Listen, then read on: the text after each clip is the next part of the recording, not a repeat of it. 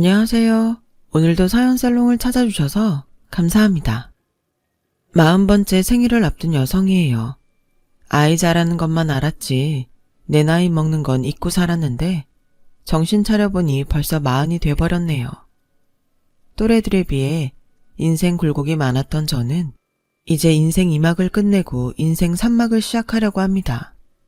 제 인생의 1막은 부모로 인한 시련의 연속이었고 2막은 결혼으로 인한 배신의 시간이었어요. 그래서 이제부터 시작될 인생 3막은 남들처럼 평범한 인생을 살 수 있길 바랄 뿐입니다. 요즘 들어 더더욱 평범한 인생만큼 복된 인생도 없다는 생각이 들거든요.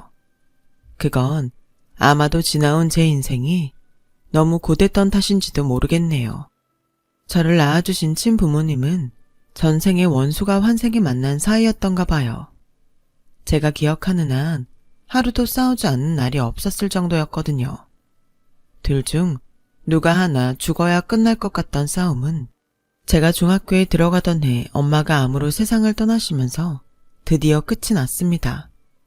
비록 아빠와는 견원지간처럼 늘 다투던 엄마였지만 그래도 저한테는 세상에 둘도 없는 소중한 분이셨어요.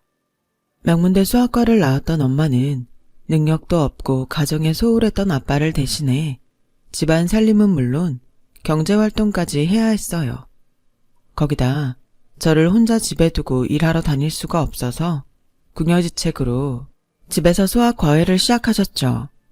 엄마는 대학생 때부터 과외를 해서 등록금을 벌어왔던 터라 전문 강사 못지않게 실력이 뛰어났어요. 그 덕에 타 과외 선생들보다 여러 가지 핸디캡이 있는데도 불구하고 엄마한테 배우려는 학생들이 끊이질 않았죠.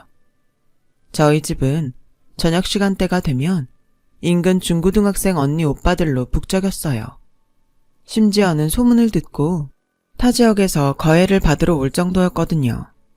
엄마는 평일 주말 할 거 없이 일을 억척스럽게 해야 했어요. 남들 보기엔 돈 많은 시집에 부모 회사 물려받을 남편을 둔 가정주부가 뭘 그렇게 억척을 떨며 사나 했겠지만 그럴 수밖에 없는 이유가 있었어요.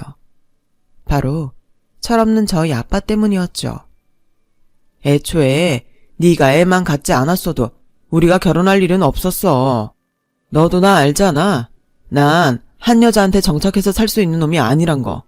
그러게 나한테 공부나 가르칠 일이지 왜 여자 냄새는 풍겨선 인생을 망치니? 난 또 어떻고? 네가 임신하는 바람에 난 20살에 유부남이 됐단 말이야. 너만 아니었으면 나 이렇게 안 산다고. 그러니까 내 탓 말고 네 자신을 탓해. 난 네가 바라는 대로 결혼해줬으니까 더는 내 발목 잡지 말라고. 아빠는 애초에 가장의 책임감 따위는 엿바꿔 먹을 애도 없는 사람이었어요. 큰 사업체를 가진 집안의 둘째 아들인 아빠는 공부에는 소질이 없는 날라리 학생이었어요. 그래서 대학도 못 가고 나이롱 재수생으로 살고 있었죠. 친할머니는 그런 아들을 어떻게든 대학에 넣을 생각에 대학가에서 이름 날리던 과외선생이었던 저희 엄마를 집주 과외선생으로 들였어요. 어려운 형편 때문에 고학생 신분이던 엄마는 돈 욕심에 덜컥 그 제안을 받아들였어요. 내가 큰 거 바라는 거 아니에요. 그저 우리 애 지방대라도 좋으니 대학에 들어가게만 해줘요. 그럼 그쪽 졸업할 때까지 학비며 생활비는 대줄 테니까요. 망나니 아들을 대학에 넣을 욕심에 명문대 장학생인 엄마를 집에 들인 친할머니는 반년도 안 돼 자신이 고양이 앞에 생선을 갖다 바쳤다는 걸 알게 되었어요. 한창 여자에 관심이 많던 나이였던 아빠가 인물이 좋았던 엄마를 가만히 뒀을 리가 없었죠.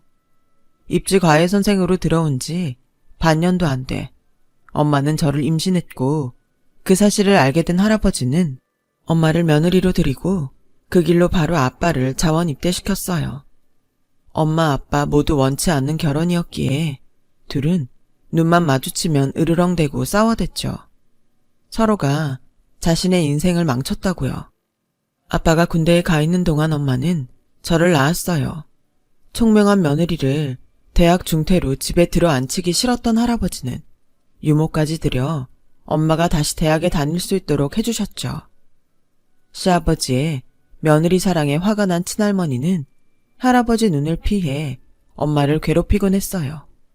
그리곤 아빠가 제대를 하자 엄마한테 한 가지 제안을 하셨죠. 너도 나도 서로 얼굴 보고 사는 거 징글징글한 게 사실 아니니? 그래서 말인데 네가 내 아들 대학만 붙여주면 니들 분가 허락하마. 서울이든 지방이든 상관없다. 4년제 졸업장만 따게 해주면 내가 네 앞으로 아파트도 한 채 사주마. 어때? 해볼 맘 있니?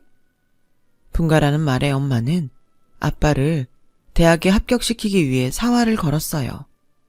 여자들이랑 나이트에서 놀 생각만 가득하던 아빠는 엄마의 노력에도 불구하고 공부엔 눈길도 안 줬지만요.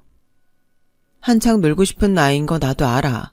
그래도 성인이라면 자신이 벌인 일에 대해 책임은 져야 하잖아. 우리 민정이 나 혼자 만든 애 아니야. 그러니까 당신도 아빠 노릇은 해야지. 당신이 대학만 들어가면 그날부터 나 당신 인생에 터치 안 할 거야. 바람을 피든 딴 살림을 차리든 절대 간섭 안 할 테니까 대학만 들어가자. 내가 책임지고 당신 대학 보내줄게.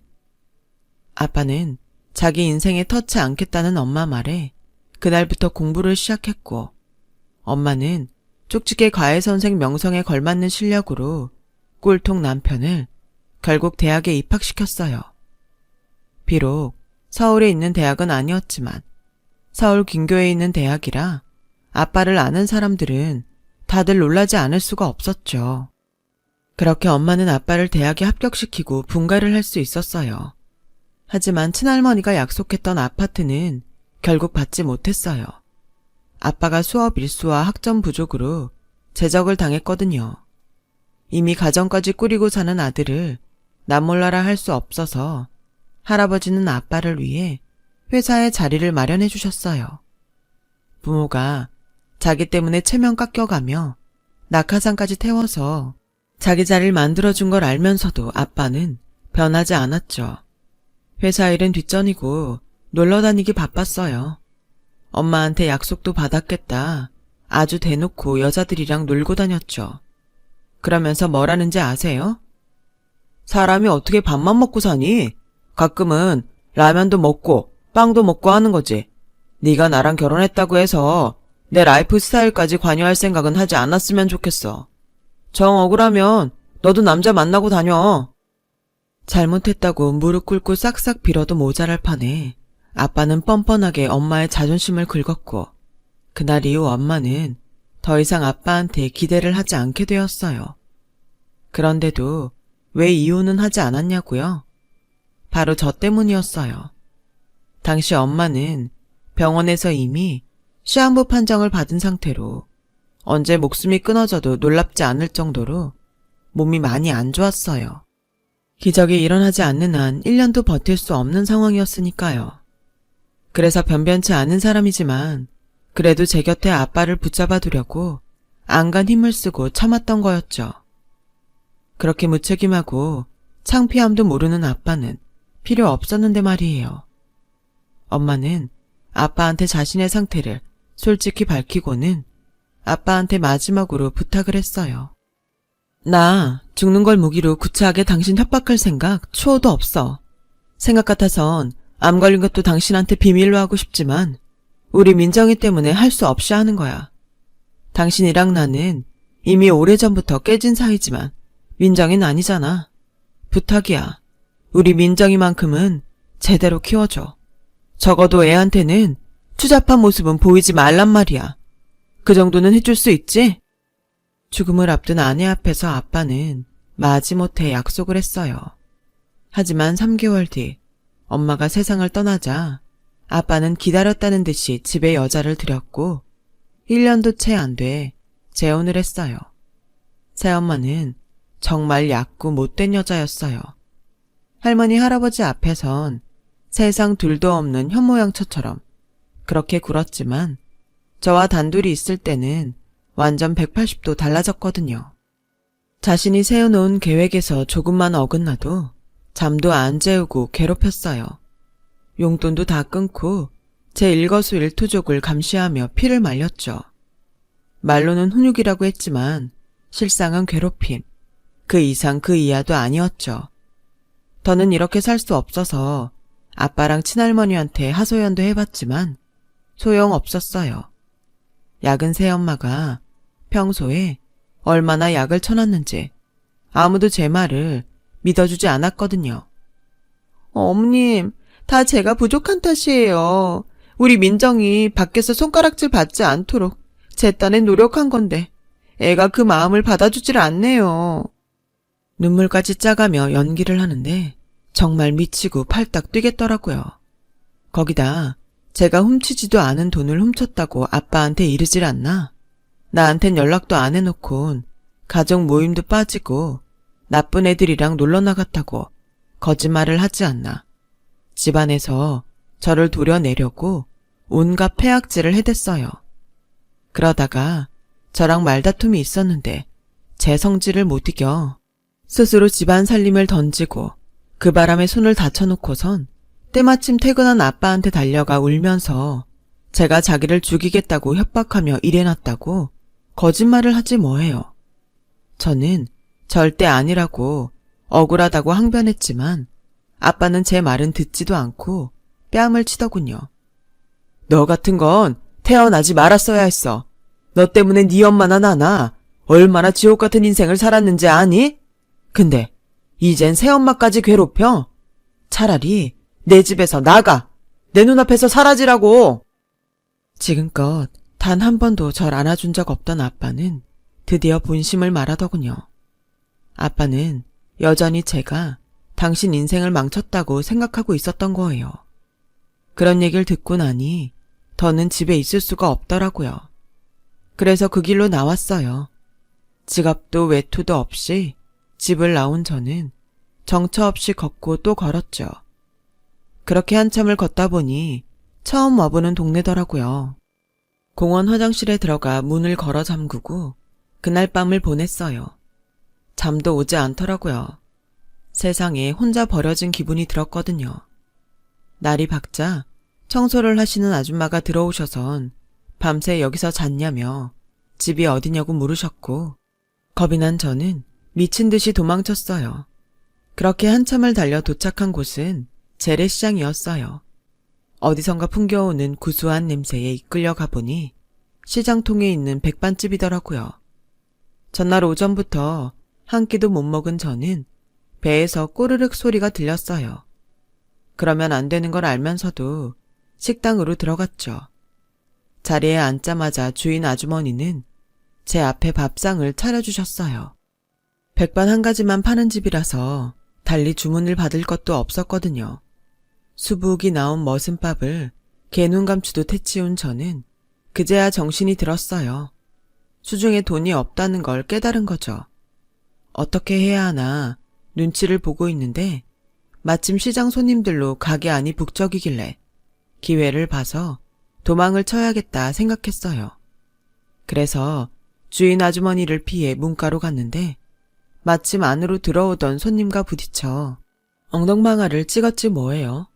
그 바람에 주인 아주머니가 주방에서 나오셨어요.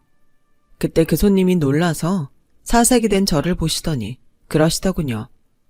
밥을 먹었으면 돈을 내야지. 어디 쥐새끼처럼 도망을 치려들어. 그 소리에 손님 하나가 당장 경찰을 부르겠다고 하자 아주머니 말리셨어요. 됐어. 경찰에 오면 내 밥값 내준대. 괜히 바쁜 시간에 파출소 드나드느니 일손으로 부리는 게 낫지. 예, 네 밥값은 설거지로 대신해라. 안 그래도 일손이 딸려서 사람 부릴 참이었는데 잘 됐다. 설거지는 할 줄 알지? 그렇게 저는 무단 취식을 한 죄로 주방에 들어가 설거지를 하게 됐어요. 빈 그릇이 쉴 새 없이 들어와서 점심도 거른 채 설거지를 해댔어요. 3시가 넘어 손님이 끊기자 아주머니가 저를 부르시더라고요. 앉아라. 금강산도 식후경이라는데 먹어야 힘내서 일할 거 아니냐. 차는 별로 없지만 허기는 면할 수 있을 거다. 말은 그렇게 하셨지만 테이블 위엔 먹음직스러운 갈비찜도 있더라고요. 평소에 먹던 것과는 달리 새빨간 게 매콤 칼칼해서 밥도둑이 따로 없었죠. 메뉴엔 없는 거야. 단골들한테만 가끔 해주는 건데 다들 잘 먹더구나. 네 입맛에도 맞니? 밥 먹고 돈도 안 내고 도망치려던 제게 아주머니는 단골용 갈비찜까지 해주시며 다정하게 대해주셨어요. 뭔 사연이 있어서 집을 나왔는가는 모르겠다만 갈 곳 없으면 여기서 지내라. 세상이 얼마나 흉흉한데 혼자 그러고 다녀. 가게 안쪽에 나 자는 방 있으니 거기서 같이 지내자. 언제든 집에 갈 마음이 생기면 말하고. 알겠니? 엄마가 돌아가신 후로 처음으로 받아보는 친절에 순간 울컥했어요.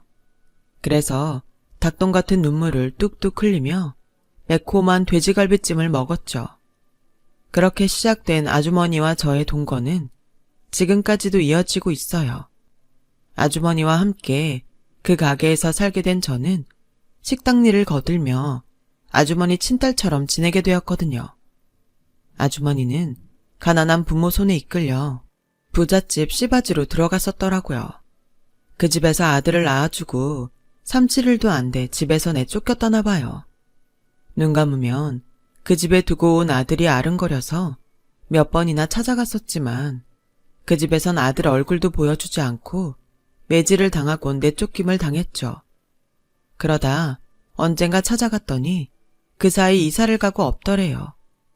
그렇게 자식과 생이별을 하게 된 아주머니는 이 집 저 집 돌며 식당 일을 하다가 지금의 가게를 차리셨대요. 저를 보는 순간 오래전 두고 온 아들이 생각나 쫓을 수가 없었던 거죠. 어떻게든 살다 보면 사라지는 게 인생이다. 한마는 나도 살자니. 공부 더 하고 싶으면 학교도 보내주마. 고등학교도 졸업 못한 제가 불쌍해 그랬는지 아주머니는 종종 그런 얘기를 하셨어요. 하지만 맨몸으로 들어와 얹혀 사는 것도 미안한데 그럴 수는 없었어요. 그래서 원래 공부엔 소질이 없었다고 둘러댔죠. 아주머니는 그동안 몸 생각 않고 힘든 일을 하고 살아온 탓에 온 몸이 종합병원 수준이었어요. 밤마다 끙끙 앓으셨고 드시는 약도 많았어요. 하지만 연세가 드실수록 상태는 점점 악화돼서 언제부턴가는 손마디가 아파서 젓가락질도 힘들 정도가 되었죠. 그래서 가게 일은 나한테 맡기고 좀 쉬시라고 했어요. 늦음하게 얻은 딸 덕에 60줄에 벌써 뒷방 늙은이가 됐구나. 미안한 마음에 장난처럼 이런 말씀을 하시는데 제 마음이 다 짠하더라고요. 그 사이 가게 장사가 손에 익어 내심 자신감이 붙었던 저는 아주머니의 특선 메뉴였던 매운 갈비찜을 정식 메뉴로 올려 팔기 시작했어요. 한창 매운맛에 빠져있던 사람들은 구름같이 몰려들었고 결국 가게를 확장해 본격적으로 매운 갈비찜 장사를 시작했어요. 혼자서 장사하기엔 힘이 붙여서 주방과 홀에도 직원을 여럿 두게 되었죠. 그러자 아주머니가 아픈 몸을 이끌고 나와 뭐라도 돕겠다고 하시길래 카운터를 맡기게 되었어요. 그렇게 맛집으로 소문난 우리 가게는 일반 손님들은 물론 인근 대학에 다니는 대학생들도 자주 찾아왔어요. 그중에는 대학 졸업을 앞두고 공무원 시험을 준비하는 제 남편도 있었죠. 남편은 주머니가 가벼운 탓에 메인 메뉴인 갈비찜은 못 먹고 늘 백반 정식을 먹고 가곤 했어요.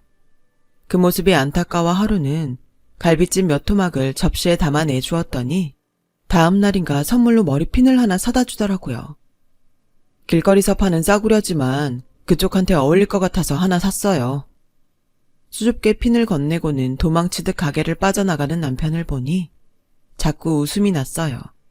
안 그래도 눈길이 가던 사람이었는데 선물까지 받으니 왜 안 그렇겠어요. 그런데 아주머니는 남편이 마음에 안 드셨던 모양이에요. 저놈은 틀렸어. 눈빛을 보니 속에 은큼한 구렁이가 든 놈 같아. 괜히 저런 놈이랑 어울릴 생각 말어. 네 짝은 내가 제대로 된 놈으로다가 구해줄 테니까. 그때 그 말을 들었어야 했는데 사람 마음이 어디 그런가요? 연민에서 시작된 남편에 대한 마음은 남편의 끈질긴 구애에 사랑으로 변해버렸고 1년 넘게 연애를 한 우린 결혼을 하게 되었죠. 당시 남편은 몇 년째 공무원 시험에 떨어져 백수 상태였지만 제게 그런 건 아무 문제가 되지 않았어요. 부모도 없이 사는 제 처지엔 오히려 남편처럼 변변치 못한 남자를 만나 흠이 들춰지지 않고 사는 게 나을 것 같다는 생각을 했었거든요. 그래서 남편과 결혼을 결심했던 거죠. 물론 아주머니는 결사 반대였죠. 민정아, 네가 무슨 마음으로 이런 놈이랑 결혼을 하려는지는 아는데 결혼은 그렇게 하는 게 아니다. 나중에 피눈물 흘릴 수 있어. 그러니까 제발 마음 접어. 엄마, 멀쩡한 집에서 나 같은 애 며느리로 받아주겠어? 부모한테도 버림받고 고등학교도 못 나온 나를 사람 취급이나 해주겠냐고. 저 남자 가진 것도 없고 직장도 없는 사람이지만 그래서 더 내가 기 안 죽고 살 수 있는 거라고. 그러니까 저 사람 사위로 받아줘요. 그럼 이거 한 가지만 약속해라. 네 남편이랑 시댁엔 절대 네 친정 얘긴 하지 마라. 지금은 안 그런 척해도 나중에라도 그런 걸로 책 잡힐 거다. 엄마 말 알겠지? 남편은 제가 아주머니 친딸이 아니라는 걸 모르고 있었어요. 때가 되면 모든 걸 말해야겠다 생각하고 있었는데 아주머니는 절대 그 말만은 하지 말라고 하시더군요. 그래서 그러겠다고 했어요. 그렇게 저는 남편과 결혼을 하게 됐죠. 결혼 조건으로 아주머니를 모시고 살기로 했던 터라 신혼집을 구할 것도 없이 우리 집에 남편이 들어와 살게 되었어요. 어차피 남편은 직업도 없던 터라 신혼집을 구할 처지도 아니라서 처가살이를 반대할 처지가 아니었죠. 거기다 시댁이 워낙 찢어지게 가난해서 큰아들 장가 보내는데도 10원 한 장 보탤 여력이 없었어요. 그러니 시댁에서도 별말 없었고요. 결혼 후 남편은 저를 도와 가게 일을 시작했어요. 단골 손님들은 남편 보고 전생에 나라를 구했냐면서 놀려댔어요. 제가 번 돈으로 시댁 식구들까지 먹여 살리고 있으니 왜 안 그렇겠어요? 그래서인지 시어머님도 그렇고 시동생과 시누이들도 저한테는 다들 늘 고마워했어요. 제 발로 걸어 들어온 복덩이라나요? 빈말인지는 몰라도 듣기는 좋더군요. 매운 갈비찜의 대박으로 대기 손님이 많아져서 근처에 분점을 내게 되었어요. 제가 가게 2개를 다 관리할 수가 없어서 분점은 남편이 점장으로 가 있기로 했어요. 그런데 하루는 남편이 그러더라고요. 어차피 사람 부를 거 내 동생들 쓰면 어떨까 하는데 자긴 어때? 남의 손 타봐야 좋을 거 없잖아. 가족끼리 해야 믿을 수도 있고 아무래도 남보다는 낫지 않아? 하긴 그 말이 틀린 것 같진 않았어요. 어차피 집에서 놀고 있는 시동생과 시누이 데려다 쓰면 시댁 살림에도 도움이 되고 나중에라도 자기들이 자립하는 데도 좋을 것 같았거든요. 그래서 그러라고 했죠. 하지만 아주머니 생각은 달랐어요. 글쎄다. 내 생각엔 차라리 남을 부리는 게 나을 것 같구나. 처음엔 내 식구들 위한다고 한 일이 종국에 가선 서로 간에 의만 상하고 관계만 불편해질 수가 있거든.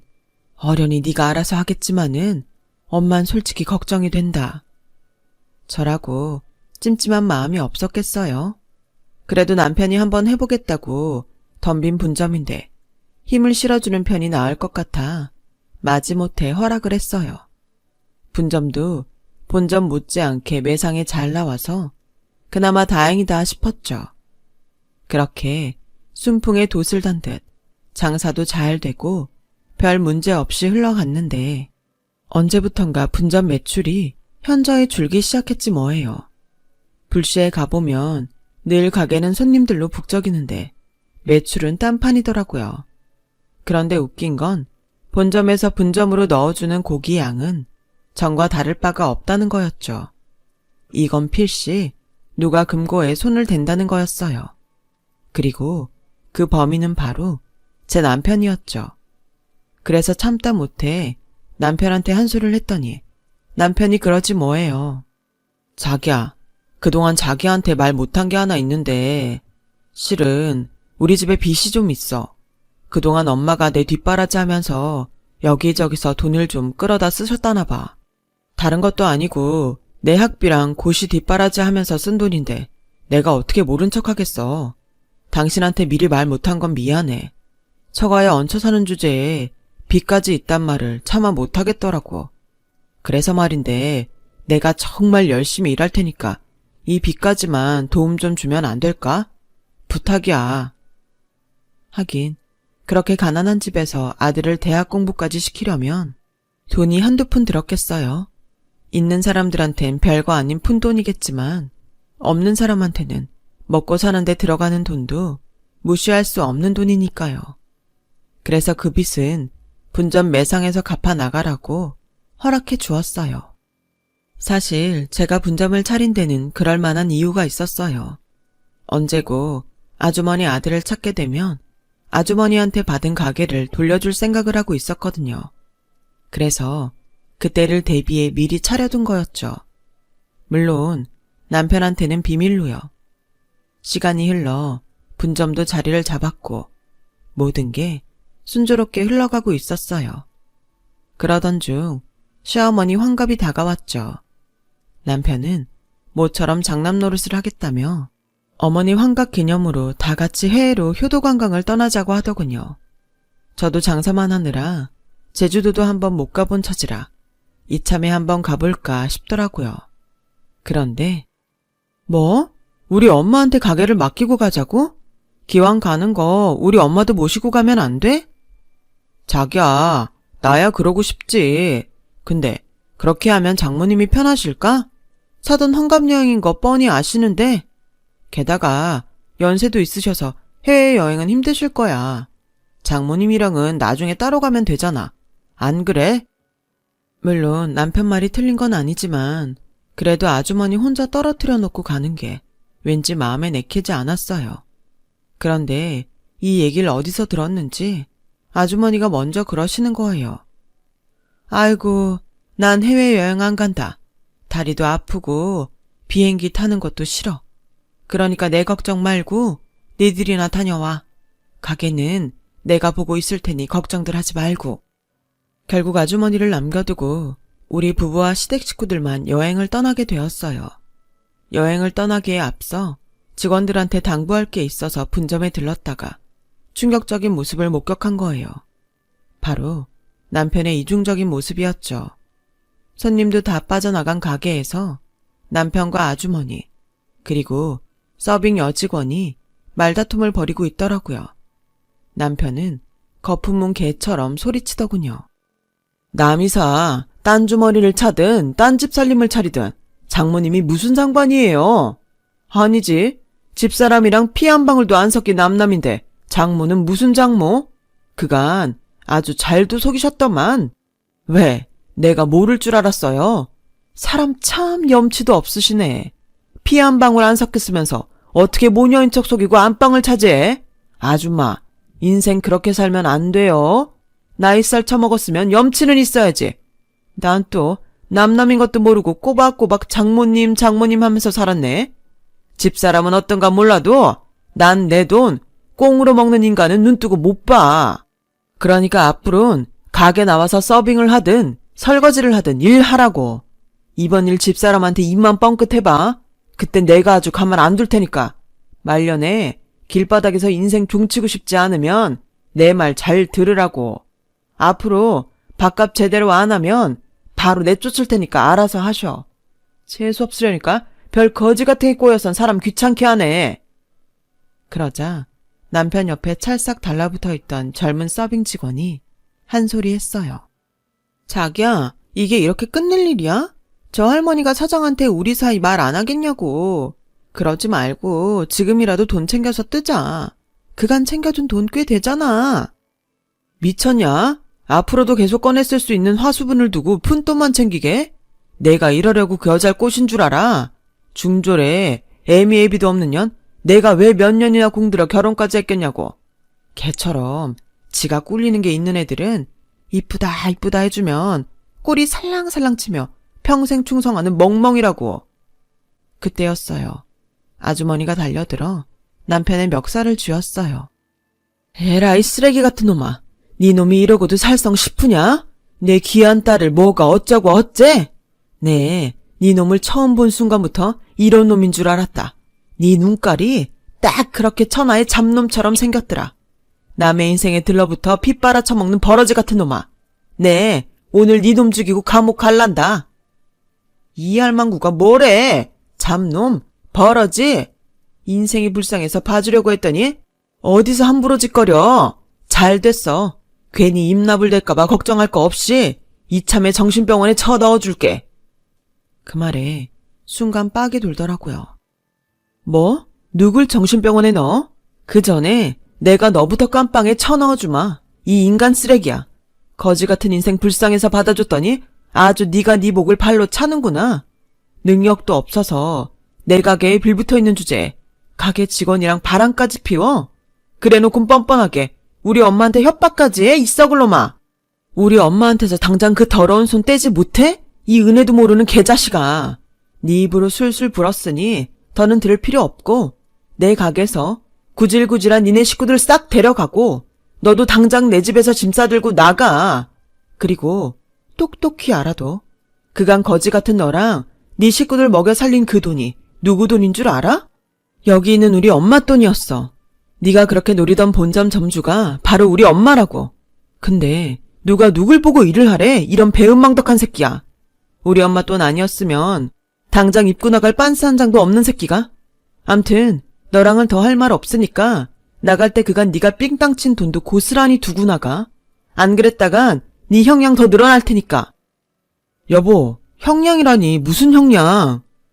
몰라서 묻니? 사기 결혼에 공금횡령. 네가 저지른 죗값은 받아야지. 남의 인생 망쳐놓고 입 싹 닦으면 그만인 줄 알았니?